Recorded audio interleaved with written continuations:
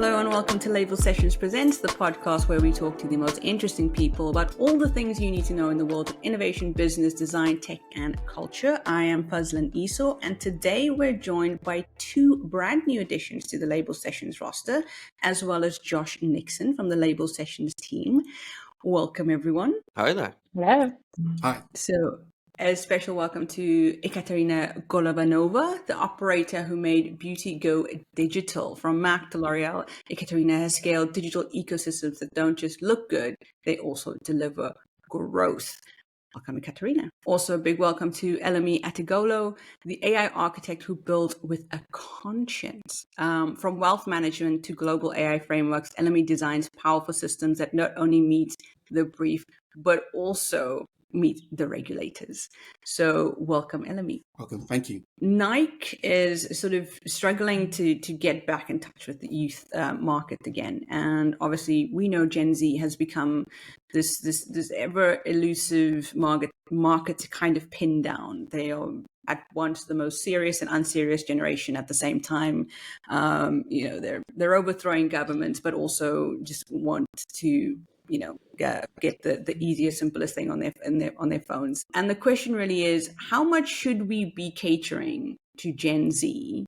And the example obviously is Nike, and they've changed for this campaign. They've changed their slogan from "Just do it" to "Why do it."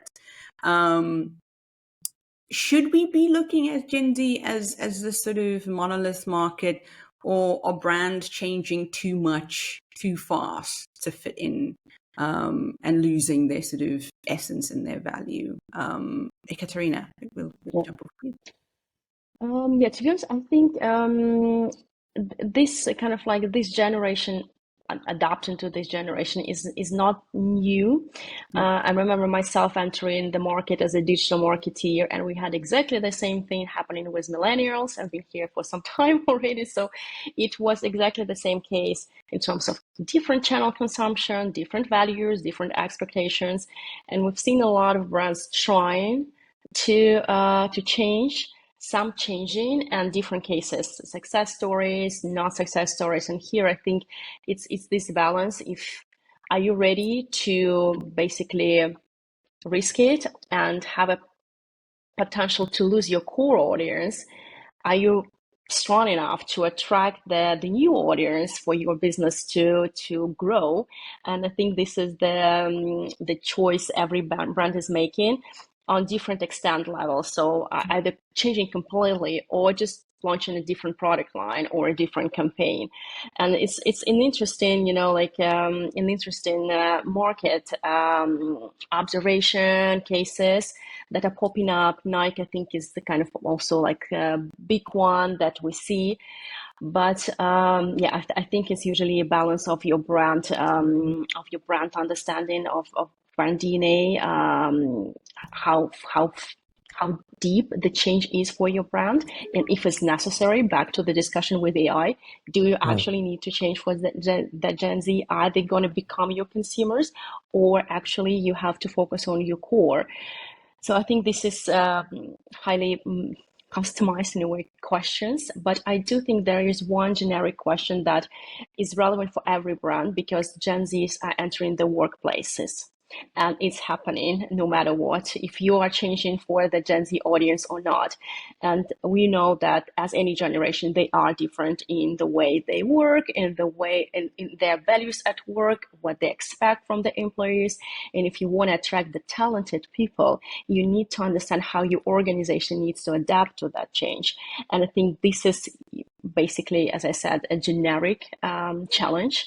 And if you are not sure about your marketing strategy, I think focusing on your employee branding strategy may be the way, because the Gen Zs, they're gonna create campaigns for your brands. And this is also the way how to be more relevant. If you don't understand yet the culture, just bring the culture inside and focus on the, as I mentioned, employer branding. If we look at Gen Z, we're looking at a period, individuals typically born between 1997, 2012, anywhere between sort of 13 and say 28 is that cycle. So this is the first generation where one, technology has been normal. It's just normal. And what that does is the exposure changes. And what we've seen with Gen Z is their views, and not just Gen Z, across the board in all generations, how people look at brands changes from just the surface. Now we're seeing individuals, and this is represented a lot by individuals in the Gen Z sector or segment, about feelings, about emotion, about what does a brand actually mean? What does it resonate? Not just what it says, what's the real purpose of that brand? And really, what's the proof? Is it true what they say or not?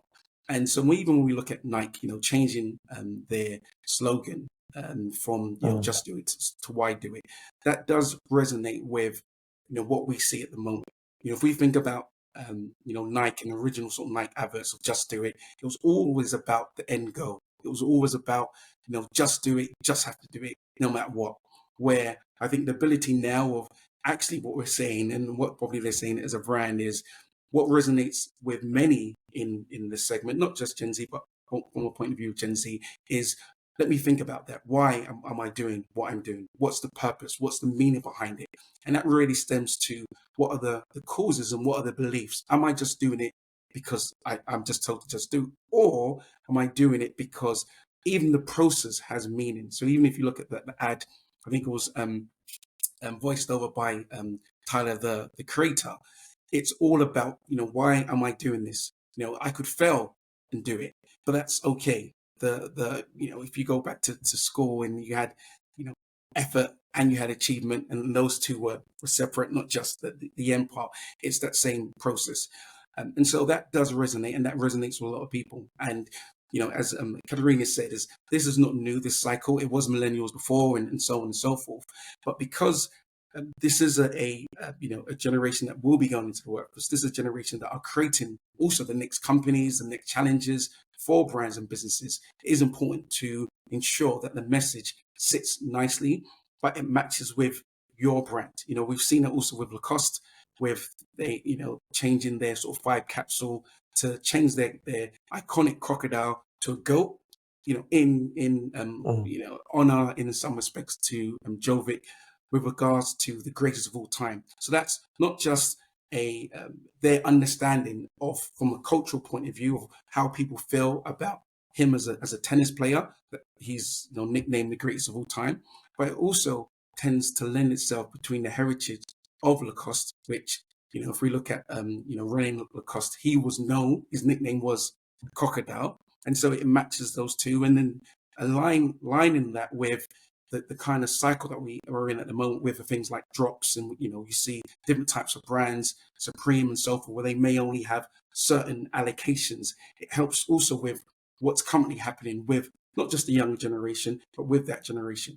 Now, it does also can go wrong sometimes if it's not done well. So, we've seen brands even in the finance industry, and although they weren't necessarily targeting just Gen Z or Gen Z in that regard, but the modernization. If we take a company like Aberdeen, back in 2021 or just before 2021, they were known as Standard Life Aberdeen, a company that had a lustrous history in financial services. In 2021, they decided to really, put all of their brands together under one name, and they decided that we're going to shorten our name from Standard Life Aberdeen to Aberdeen, but they were going to remove the vowels. So there will be no E's in Aberdeen, on the basis that it's just trying to focus on, it's more digital, it's more modern, and people should understand that.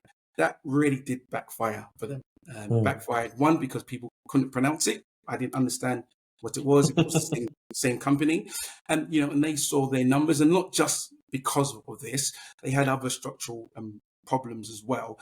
And some felt that change was a deflect or short-time approach that might help. Their assets under management went from in 2018 it was about over 500 billion. By 2024 it was 366 billion. So it dropped, not just because of the change, but it really alienated their core their core clientele. People didn't understand what was happening.